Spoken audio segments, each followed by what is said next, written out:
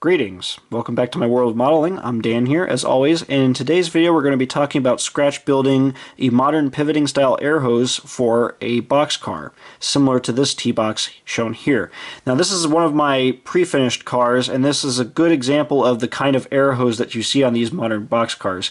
And this is the kind of style of air hose that I'm going to be showing you how to scratch build today. It's very easy to do. It requires minimal tools, minimal materials, and like I said, it's very easy, and you can do a car like this in a few minutes.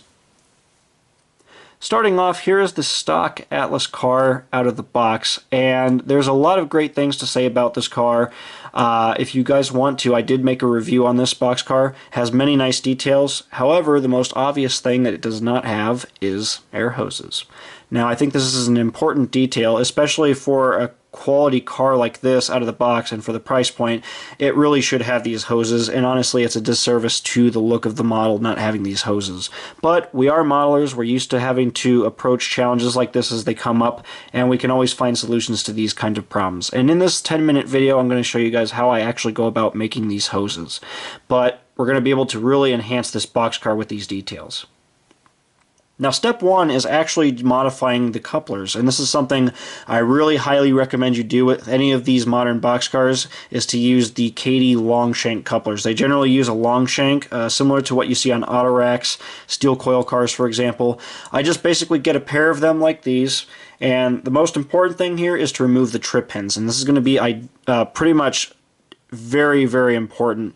The reason being because of the way the air hose is going to be positioned. It's going to be right underneath that coupler, so we need to have those cut off and removed. The next step is to just simply go in. I've removed the truck here on the stock Atlas model, and I'm unscrewing the top portion, or rather the bottom portion of the coupler pocket here, so I can actually access the coupler. And the next step here is to just very carefully wedge the bottom of the coupler box, so the majority of the coupler box up, so we can remove that Kadee imitation coupler.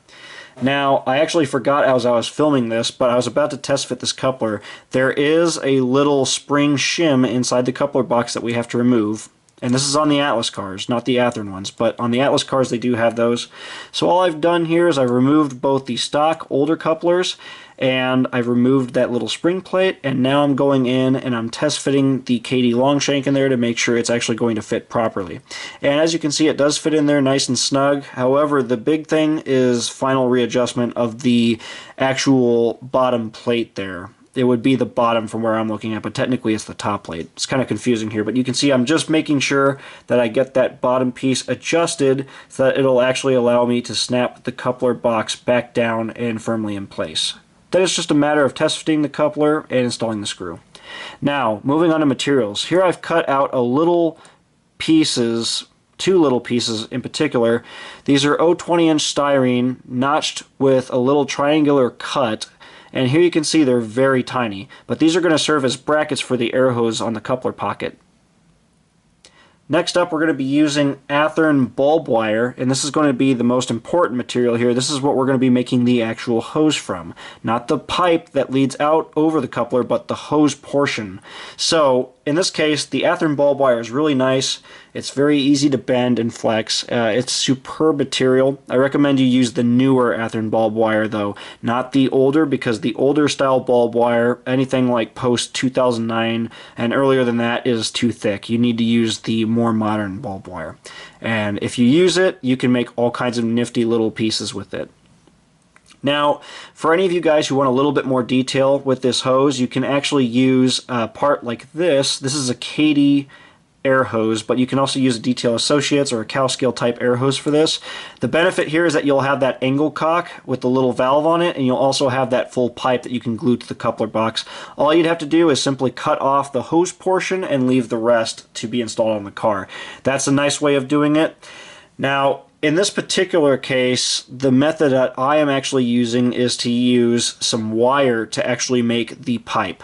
And in this case, I'm using 0.20 or 0.25-inch phosphor bronze wire. This material is really good for this. You can, of course, cut it to the exact size you need, and it's relatively easy to use and cut and form to shape. Now, I was actually out of 0.25-inch at this point, so I actually decided to use some Athearn materials. This is actually a set of fuel tank detail, and I'm going to actually be using these pipes because it's basically the same diameter as the air hose piping. So I'm going to cut these to size and actually use a pair of these for the coupler boxes.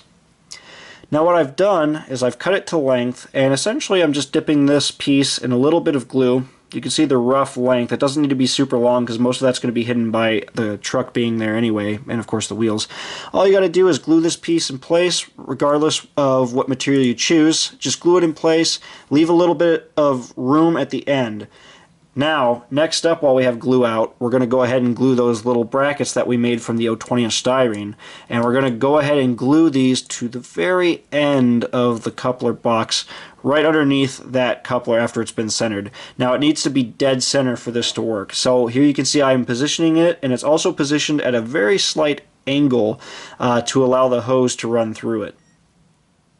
In this series of photos here, you can see the final positioning. Refer to these photos when you're modeling this air hose to get the right positioning.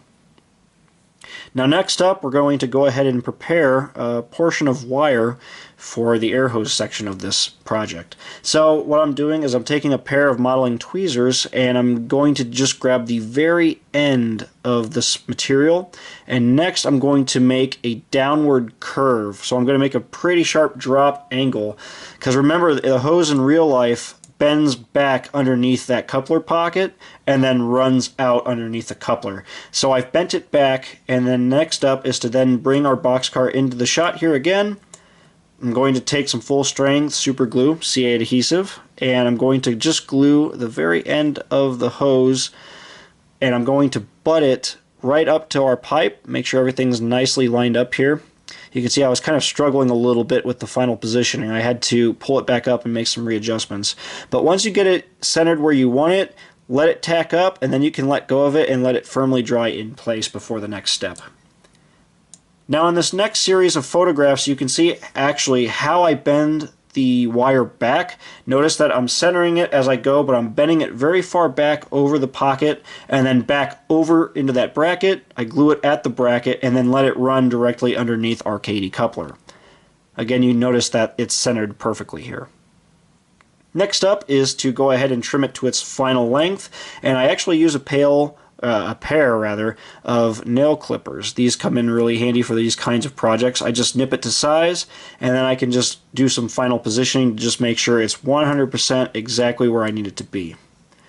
The next step here is to go in. I'm going to take a pair of needle nose pliers, and I'm just going to very carefully pinch down the very end of that hose to mimic the glad hand, the portion of the hose that joins in with another hose. So you can see again, I'm just positioning it here. It's supposed to be slightly bent down underneath that coupler. I'm just adjusting it to where it needs to be, and then as you can see, once we've done that, it's now in its final position, and I'm super happy with it. And that only took about 10 minutes. Again, some other photos to give you guys an idea of its last position. Doesn't take too much work there. All you got to do is just make sure it's bent down and away from the coupler. And last step is just to do some finishing touches. In this case, I'm just painting the rest of the hose beyond the coupler box there, the nice yellow. That way I can paint match it.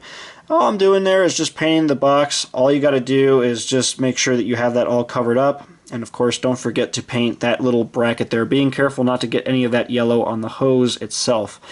After that, it's just a matter of taking either a silver Sharpie, or you can use just silver enamel or acrylic paint. You paint the end of your hose and maybe the area where the angle cock would be, and that's pretty much it.